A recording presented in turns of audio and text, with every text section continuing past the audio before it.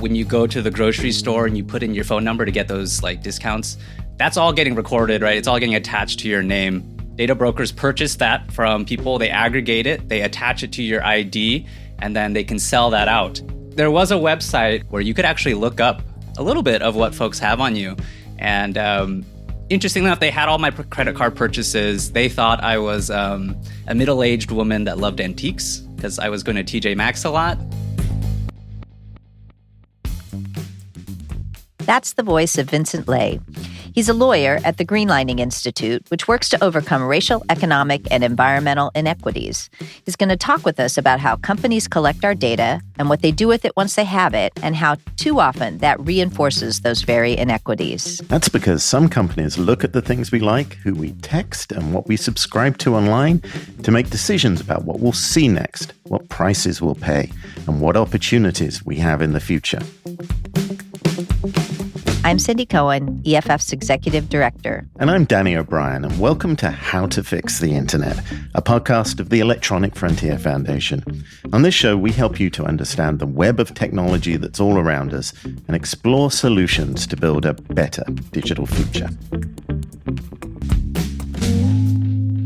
Vinhcent, I am so happy that you could join us today because you're really in the thick of thinking about this important problem. Thanks for having me. So let's start by laying the groundwork and talk about how data collection and analysis about us is used by companies to make decisions about what opportunities and information we receive. It's surprising, right? Pretty much all of the decisions that companies encounter are increasingly being turned over to AI and automated decision systems to be made, right?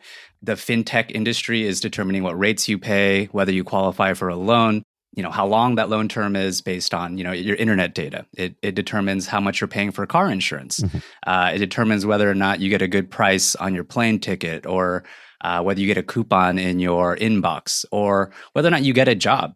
It's pretty widespread, and, it's partly driven by, the need to save costs, but this idea that these automated algorithmic systems are somehow more objective and better than what we've had before.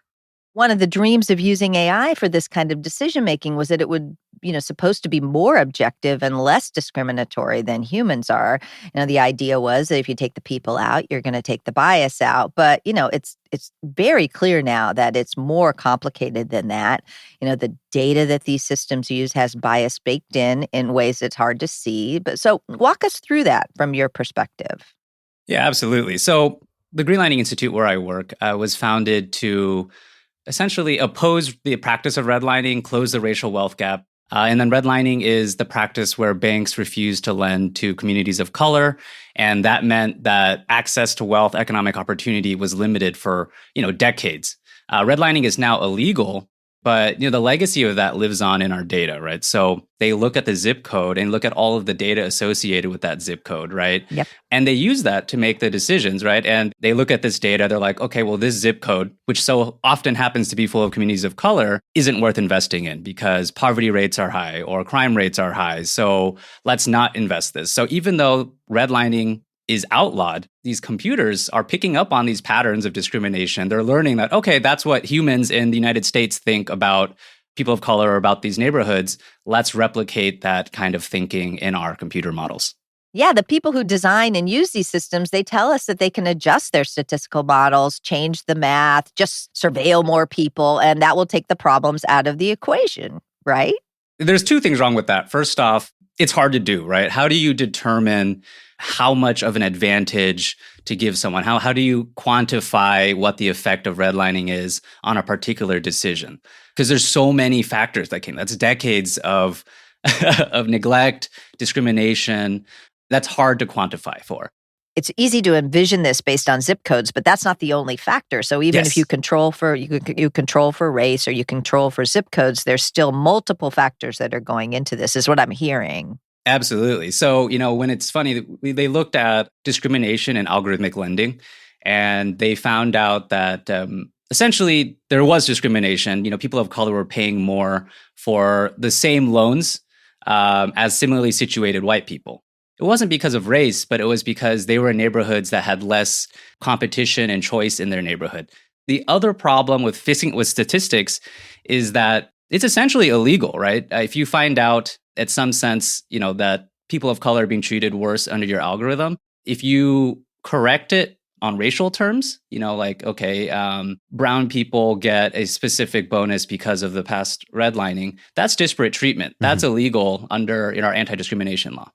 I mean, we all want a world where people are not treated adversely because of their race, but it seems like we're not really good at designing that world. And for the last 50 years, in the law at least, we've tried to avoid looking at race. Chief Justice Roberts famously said the way to stop discrimination on the basis of race is to stop discriminating on the basis of race. But it seems pretty clear that hasn't worked. And, maybe we should flip that approach, actually take race into account. Even if, an engineer wanted to fix this, right, their legal team would say, no, don't do it, because there was a Supreme Court case, Ricci, a while back, where a fire department thought that its test for promoting firefighters was discriminatory. They wanted to redo the tests, and the Supreme Court said that trying to redo that test to promote more people of color was disparate treatment. They got sued, and now no one wants to touch it. One of the issues here, I think, is that as the technology has advanced, we've shifted from, just having an equation to calculate these things, which we can kind of understand. Where are they getting that data from? We're leaving little bits of data everywhere. And those little bits of data may be what website we're looking at, but it's also things like how long you looked at a particular piece of the screen, or did your mouse linger over this link? Or what did you click? So it gets very, very granular. So what data brokers do is they have tracking software, they have agreements, and they're able to collect all of this data from multiple different sources, put it all together, and then put people into what are called segments. And they had titles like, single and struggling, or urban dweller down on their luck. So they have very specific segments that put people into different buckets. And then what happens after that is advertisers will be like, we're trying to look for people that will buy this particular product. It may be innocuous, like I want to sell someone shoes in this demographic. Where it gets a little bit more dangerous and a little bit more predatory is if you have someone that's selling payday loans or for-profit colleges saying, hey, I want to target people who are depressed, who are recently divorced, or are in segments that are associated with various other, emotional states that make their products more likely to be sold. So it's not just about your zip code. It's like they just decide, oh, everybody who goes and eats at this particular place, turns out nobody is giving them credit, so we shouldn't give them credit. And that begins to build up a kind of, it just reenacts that prejudice.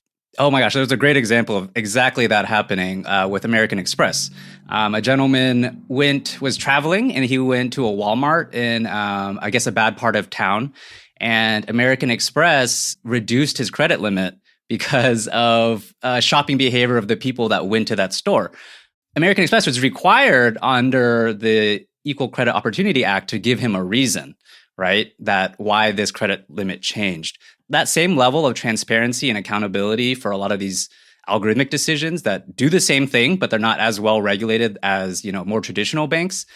They don't have to do that. They can just silently, change your terms or, what you're going to get, and you might not ever know. So you've talked about how, redlining was a problem that was identified and there was a concentrated effort to try and fix that, both in the regulatory space and in the industry. And also we've had like a stream of privacy laws, again, sort of in this area, roughly kind of consumer credit. In what ways have those laws sort of failed to keep up with what we're seeing now?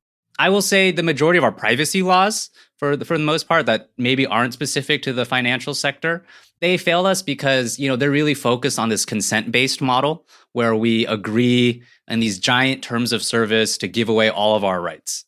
Putting guardrails up so predatory use of data doesn't happen hasn't been a part of our privacy laws. And then with regards to our consumer protection laws, perhaps around fintech, our civil rights laws, it's because it's really hard to detect algorithmic discrimination. You have to provide statistical evidence to take a company to court proving that, their algorithm was discriminatory. We really can't do that because the companies have all that data. So our laws need to kind of shift away from this race blind strategy that we've kind of done for the last 50, 60 years. We're like, okay, let's not consider race. Let's just be blind to it, and that's our way of fixing discrimination. With algorithms where you don't need to know someone's race or ethnicity to discriminate against them based on those terms, that needs to change, right? We need to start collecting that data. It can be anonymous, and then testing the results of these algorithms to see whether or not there's a disparate impact happening, aka are people of color being treated significantly worse than, say, white people, or are women being treated worse than men? If we can get that, right, we get that data, we can see that these patterns are happening, and then we can start digging into where does this bias arise? Where is this vestige of redlining coming up in our data or in our model? And I think transparency is especially difficult in this question of machine learning decision making because, as Danny pointed out earlier, often even the people who are running it don't know what it's picking up on all that easily. How to Fix the Internet is supported by the Alfred P. Sloan Foundation's program in the public understanding of science, enriching people's lives through a keener appreciation of our increasingly technological world and portraying the complex humanity of scientists, engineers, and mathematicians. We understand that different communities are being impacted differently. Companies are using these tools, and we are seeing the disparate impacts. What happens when those situations end up in the courts? Because from what I've seen, the courts have been pretty hostile to the idea that companies need to show their reasons for those disparate impacts. Yeah. So, my idea, right, is that if we get the companies on record showing that, oh, you're causing disparate impact, it's their responsibility to provide a reasonable business necessity that justifies that disparate impact. And that's what I really want to know. What reasons are you using? What reasons are all these companies using to charge people of color more for loans or insurance, right? It's not based off their driving record or their income. So what is it? And once we get that information, right, we can begin to have a conversation as a society around what are the red lines for us around the use of data? What certain particular uses, say, targeting predatory ads towards depressed people, should be banned? We can't get there yet because all of those cards are being held really close to the vest of the people who are designing the AI. I guess there is a positive side to this in that I think at a society level, we recognize that this is a serious problem. That excluding people from loans, excluding people from a chance to improve their lot is something that we've recognized that racism plays a part in and we've attempted to fix, and that machine learning is contributing to this. I play around with some of the sort of more trivial versions of machine learning. I play around with things like GPT-3.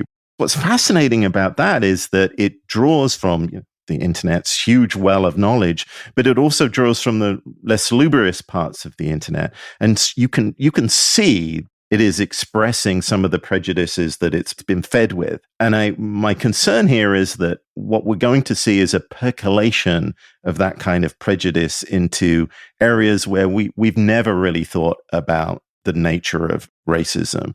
And if we can get transparency in that area and we can tackle it here, maybe we can stop this from spreading to the rest of our automated systems.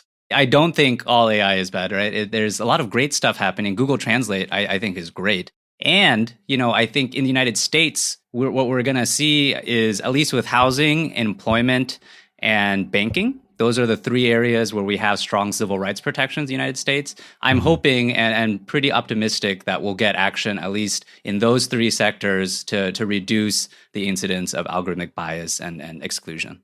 What are the kinds of things you think we can do that will make a better future for us with these and pull out the good of machine learning and less of the bad? I think we're at the early stage of algorithmic regulation and kind of reining in the free hand that tech companies have had over the past decade or so.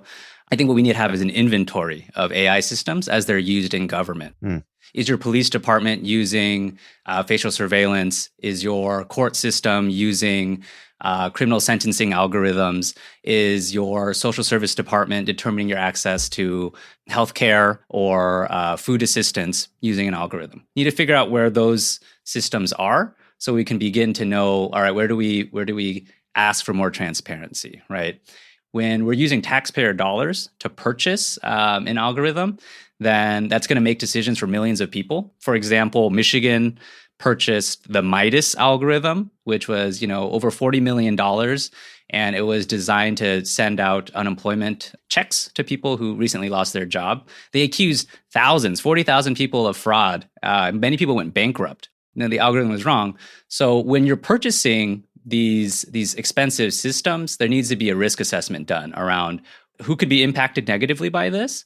This obviously wasn't tested enough in Michigan. So specifically, in the finance industry, right, banks are allowed to collect data on mortgage, loan, race, and ethnicity. I think we need to expand that so that they are allowed to collect that data on small personal loans, car loans, small business loans, that type of transparency, and allowing regulators, academia, folks like that to study those decisions that they've made and essentially hold those companies accountable for the results of their systems is necessary. That's one of the things, is that you think about who is being impacted by the decisions that the machine is making and what control do they have over how this thing is working. And it can give you kind of a shortcut for how to think about these problems. Is that something that you're seeing as well? Yeah, I think what is missing actually is that, right? There is a strong desire for public participation, at least from advocates in the development of these models. But none of us, including me, have figured out what does that look like, right? Because the tech industry has pushed off any oversight by saying this is too complicated, this is too complicated. And having delved into it, a lot of it is too complicated, right? Yeah. But I think people have a role to play in setting the boundaries for these systems, right? When does something make me feel uncomfortable? When does this cross the line from being helpful to being manipulative? So I think that's what it should look like, but how does that happen? How do we get people involved into these opaque tech processes when they're working on a deadline? The engineers have no time to care about equity and deliver a product. How do we slow that down to get community input? Ideally in the beginning, right? Rather than after it's already baked. That's what government should be doing. I mean, that's what civil servants should be doing, right? They should be running processes, especially around tools that they're going to be using. The misuse of trade secret law and confidentiality in this space drives me crazy. If this is going to be making decisions that impact the public, then a public servant's job ought to be making sure that the public's voice is in the conversation about how this thing works, where it works, where you buy it from. And that's just missing right now. Yeah, that was what AB 13, what we tried to do last year. And there was a lot of hand-wringing about putting that responsibility onto public servants, right? Because now they're worried that they'll get in trouble if they didn't do their job right. But that's your job, like you have to do it. That's government's role to protect the citizens from this kind of abuse.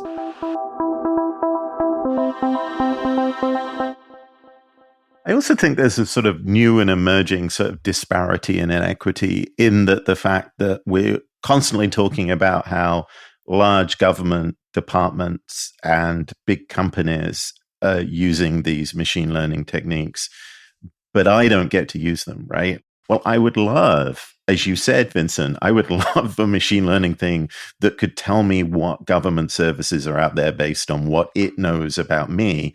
And it doesn't have to share that information with anyone else. It should be my little, I want a pet AI, right?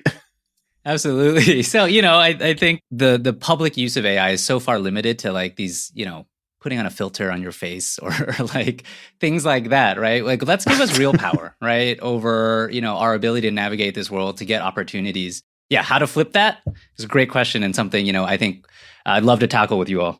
I also think if you think about things like the Administrative Procedures Act, getting a little lawyerly here, but this idea of notice and comment, before something gets purchased and adopted, something that we've done in the context of law enforcement purchases of surveillance equipment in these CCOPS ordinances that EFF has helped pass in many places across the country. So As you point out, disclosure of how things are actually going after the fact isn't new either, and something that we've done in key areas around civil rights in the past and could do in the future. But it really does point out how important transparency, both transparency before, evaluation before, and transparency after, is as a key to try to solving, try to get at least enough of a picture of this so we could begin to solve it. I think we're almost there where governments are ready. We try to pass a risk assessment and inventory bill in California, AB 13, this past year. And, like what you mentioned in New York, what the argument came down to was the government agencies didn't even know how to define what an automated decision system was. So there's a little bit of reticence. And I think as we get more stories around like Facebook or abuse in these banking, that will eventually get our legislators and government officials realize that this is a problem and stop fighting over these little things and realize the bigger picture is that we need to start moving on this, and we need to start figuring out where this bias is arising. We would be remiss if we were talking about solutions and we didn't talk about, a baseline strong privacy law. I know you think a lot about that as well, and we don't have the real comprehensive look at things, and we also really don't have a way to create accountability when companies fall short. Yeah. So I am a board member of the California Privacy Protection Agency. California passed what is really the strongest privacy law in the United States, at least right now. And part of that agency's mandate, right, is to require folks that have automated decision systems that include profiling to give people the ability to opt out and to give customers transparency into the logic of those systems. Right? We still have to develop those regulations. Like, what does that mean? What does logic mean? Are we going to get people answers that they can understand? And, who is subject to, those disclosure requirements? But that's really exciting, right? Isn't there a risk that this is sort of the same kind of piecemeal solution that we sort of described in the rest of the privacy space? I mean, do you think there's a need to put this into a federal privacy law? Absolutely, right? So this is, what California does hopefully will influence a overall federal one. I do think that the development of regulations in the AI space will happen in a lot of instances in a piecemeal fashion. We're going to have different rules for healthcare AI. We're going to have different rules for housing, employment, maybe lesser rules for advertising, depending on what you're advertising. So to some extent, these rules will always be sector specific. That's just how the United States legal system has developed these rules for all these sectors. We think of three things, and the California law has a bunch of them, but, we think of private right of action, so actually empowering consumers to do something if this doesn't work for them, and that's something we weren't able to get in California. We also think about non-discrimination, so if you opt out of tracking, you still get the service, right? That we kind of fix this situation that we talked about a little earlier where, we pretend like consumers have consent, but the reality is they really don't have consent. And then, of course, for us, no preemption, which is really just a tactical and strategic recognition that if we want the states to experiment with stuff that's stronger, we can't have the federal law come in and undercut them, which is always a risk. We need the federal law to hopefully set a very high baseline, but given the realities of our Congress right now, making sure that it doesn't become a ceiling when it really needs to be a floor. Yeah, it would be a shame if California put out strong rules on, algorithmic transparency and risk assessments, and then the federal government said, no, you can't do that, or you're preempted. As new problems arise, I don't think we know all the ways in which racism is going to pop up in all the places, or other problems, other societal problems. And so we do want the states to be free to innovate where they need to.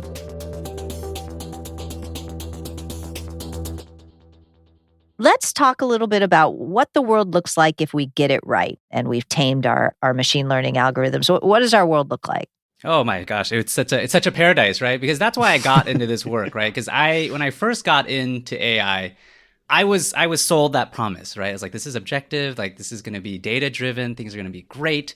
We can use these services, right? This micro targeting. Let's not use it to sell predatory ads, but let's give these people that need it, like the government assistance program. So California has all these great government assistance programs, that pay for your internet, they pay for your cell phone bill, enrollment is at 34%.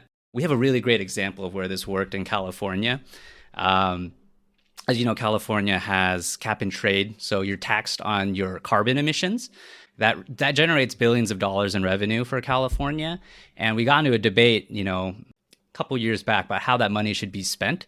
And what California did was create an algorithm with the input of a lot of community members, and they determined which states, which cities and regions of California would get that funding. We didn't use any racial terms, but we used data sources that are associated with redlining, right? Are you next to pollution? You have high rates of asthma, heart attacks. Does your area have higher unemployment rates? So we took all of those categories that banks are using to discriminate against people in loans, and we're using those same categories to determine which areas of California get more access to cap and trade reinvestment funds. And that's being used to build, electric vehicle charging stations, affordable housing, parks, trees, and all these things to abate the impact of the environmental discrimination that these neighborhoods faced in the past. So I think in that sense, we could use algorithms for greenlining, right? Not redlining, but to drive equitable outcomes.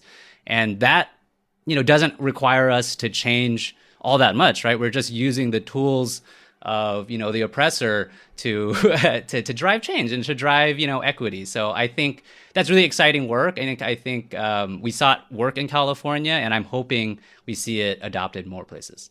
And I love hearing a vision of the future where, the fact that there are individual decisions possible about us are things that lift us up rather than crush us down. It's a pretty inviting way to think about it. Vinhcent Lei, thank you so much for coming and talking to us. Oh, thank you so much. It was great.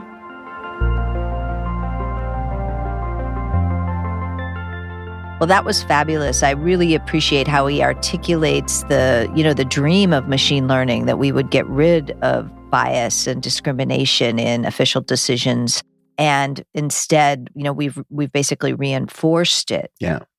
And how, it's hard to correct for these historical wrongs when they're kind of based in so many different places. So just removing the race of the people involved, doesn't get at all the ways in which, discrimination creeps into society.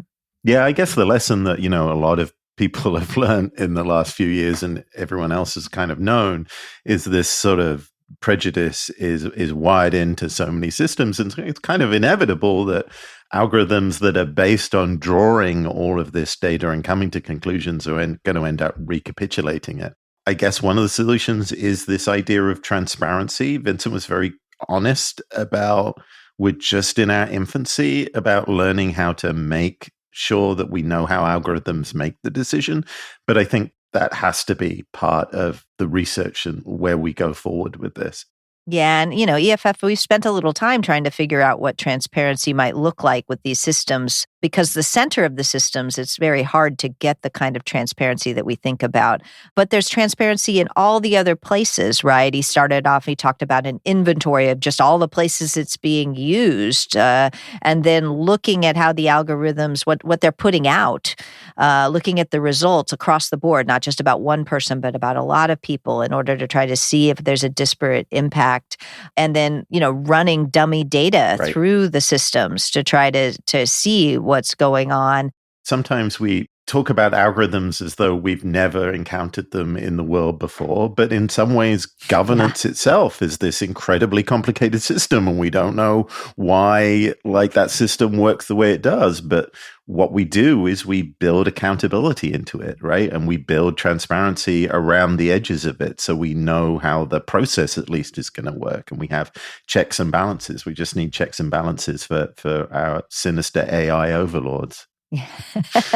And of course, we just need better privacy law. We need to set the floor a lot higher than it is now. And of course, that's a drum we beat all the time at EFF. And it certainly seems very clear from this conversation as well. What was interesting is that Vinhcent comes out of the world of home mortgages and banking and greenlining itself, who gets to buy houses where and at what terms, that has a lot of mechanisms already in place. both to protect people's privacy, but to have more transparency. So it's interesting to talk to somebody who comes from a world where we're a little more familiar with that kind of transparency and how privacy plays a role in it than I think in the general uses of machine learning or on the tech side. I think it's funny because when you talk to tech folks about this, actually kind of pulling our hair out because this is so new and we don't understand how to handle this kind of complexity. And it's very nice to have someone come from like a policy background and come in and go, you know what, we've seen this problem before. We pass regulations, we change policies to make this better. You just have to do the same thing in this space.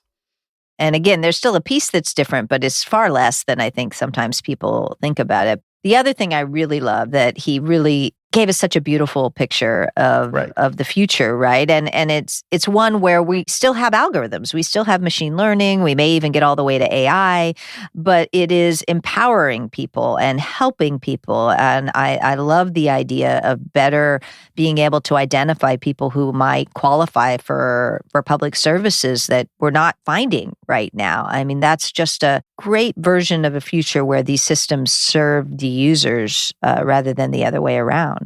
Right. Our friend Cory Doctorow always has this banner headline of seize the methods of computation.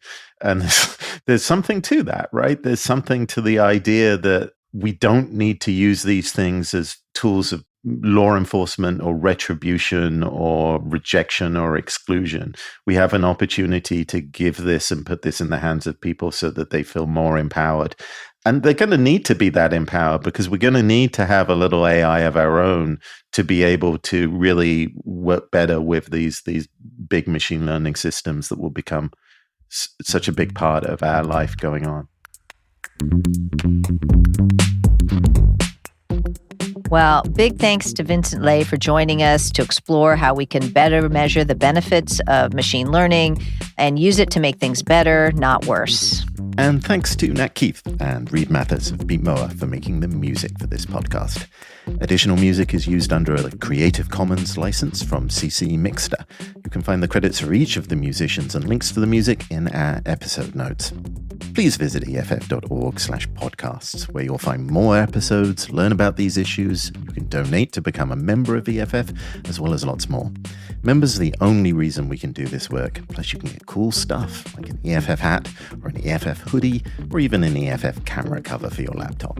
How to Fix the Internet is supported by the Alfred P. Sloan Foundation's Program in Public Understanding of Science and Technology. I'm Danny O'Brien. And I'm Cindy Cohen. Thank you so much for joining us. Until next time.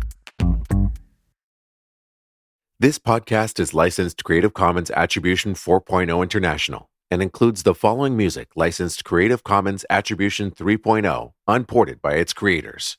Drops of H2O, The Filtered Water Treatment by Jay Lang, featuring Airtone.